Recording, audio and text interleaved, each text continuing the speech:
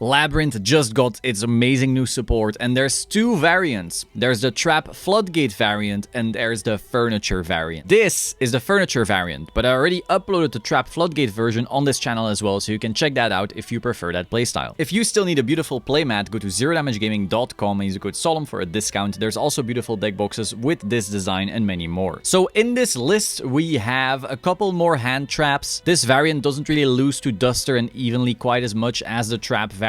You have a lot of more interaction in your hand, and Gamma also has some really interesting things. So let me just show you. So first of all, we have the driver because it's necessary for the Gamma. We have the Cook Lock because this is furniture that actually lets you activate a normal trap even though it was set this turn. With that being said, going second, this is awful. On its own, it also doesn't really do anything. It doesn't get play started, and it's perfectly searchable inside the Labyrinth deck. So this is a good one-off, but I wouldn't go higher than that. Just like all of the other furniture, they also have the effect to come back. So some of them go to the field and some of them go to the hand. So this card says, if a card is sent from your hand to the graveyard to activate your normal trap card or your Labyrinth card or effect, except Cook Lock, while this card is in your graveyard, you can add this card to your hand or special summon it. So if you use other furniture, this can come back, which is pretty solid. Then we have Triple Maxi. Like I said, I am very scared of Ash in this deck. We really do not want our welcomes and big welcomes getting ashed, and so for that reason, if we maxi and they need to waste their Ash on that, that's awesome already. Then we have two Gamma. Gamma is actually incredible in this deck, and now I know what you're gonna think. Oh damn, Gamma, you have the brick and you can only play two and so forth. But here's my hot take. The furniture is always discarding anyway, so you don't care. You really don't care that you opened one driver if you can just Stovey Torby it to the graveyard. But if you set welcomes and big welcomes and your opponent tries to Ash that, and you can negate that with Gamma, or you go second into a board and you try to resolve a furniture and they try to negate it, and then you can Gamma or driver that into Axel Synchron into Baron, you just auto won. If you extravagance and they try to negate that with an Ash, you Gamma driver. If you then magically still have these two in your extra, ideally you play more, that is just way too good not to play. So for that reason, I think Gamma driver does make it into the deck purely because, again,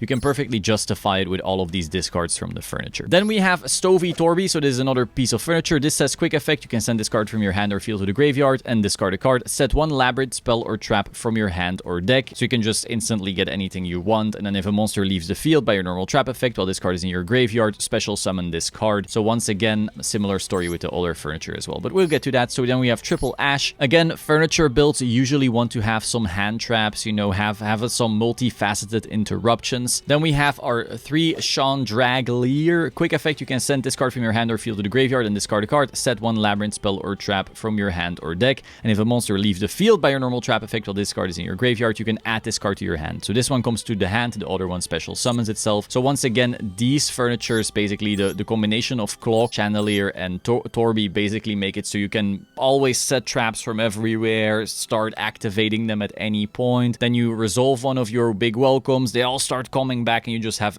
infinite value. This is also kind of like a Tirleman's Hovness, to where you can play on your opponent's turn sometimes, really crazy. Then we have Triple Ariane. In the other build, I was only playing two because there wasn't that much stuff to search, but in this variant with the furniture, you basically have infinite things you want to be searching. You have all your different kinds of furniture depending on the situation, and the big welcomes and the welcomes and the ladies and so forth. So Triple Ariana is way better in this build than in the previous build. Then we have the one Lovely, which is the one brick, and two Lady. Especially in this build, two Lady is even more justifiable, I feel, because it's a really bad draw. You really want to have as many things that instantly work as possible, and again, with the combination of all of these cards, you always have access to her anyway. Then we have Triple Pot of Extravagance.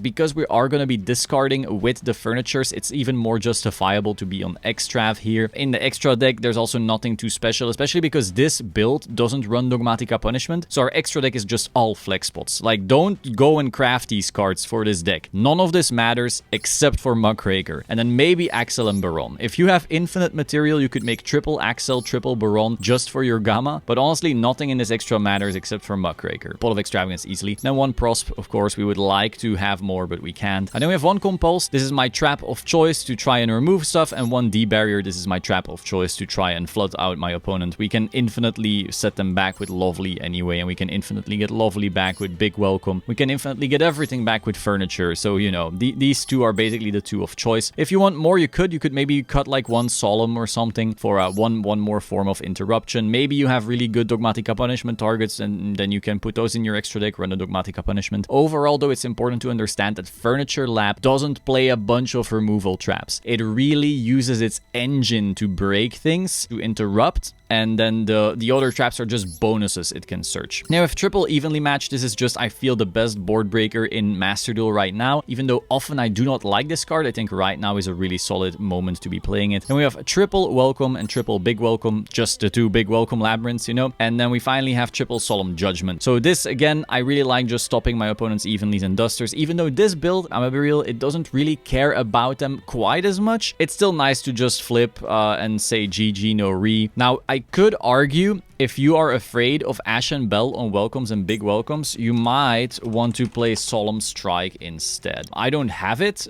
but if you want to play Solemn Strike to stop Ashes and Bells, that is definitely valid. You could also try a combination depending on what you're scared of. And then for the extra deck, so again, Axel, Synchro, and Baron are in here purely for Gamma. So if we get like Ashton or Extrav or something, activate Gamma Driver, make this right here, that's cool. Then we have Baron, and you know, good luck playing through a whole ass Labyrinth board that's backed up by a Baron. It's just not happening. Pagushka almost never comes up, but can technically be made with Arianas. I just have some cool rank 8s because you can technically make those, but it's never really going to come up. Same thing with the Zeus on top of those. Lingeribo for if we get Ibli locked, you know, whoever tries to Ibli lock right now. Some generic links who kind of whatever. I was thinking, oh, we have some level 2s in here. We could maybe like Sprite Elf, maybe to get back our Torby, or we could like sprint and dump a Torby to get into rotation. You know, those kind of cute plays, but it doesn't really matter. We just have space because we don't care about our extra deck, except for Muckraker. This is the only card that matters. It says 2 effect monsters can all be used as link material the turn it's summoned. If a monster you control will be destroyed by battle or card effect, you can tribute 1 fiend monster instead, so it's a little bit of protection, and then you can target 1 fiend monster in your graveyard except Muckraker, discard a card, and if you do special summon that monster. That is really good. That really helps. It gets you back your Lovely or your Lady or specific things like Ariana. Like Muckraker is the only thing in the extra deck that really matters, which is also why I'm playing 3, because I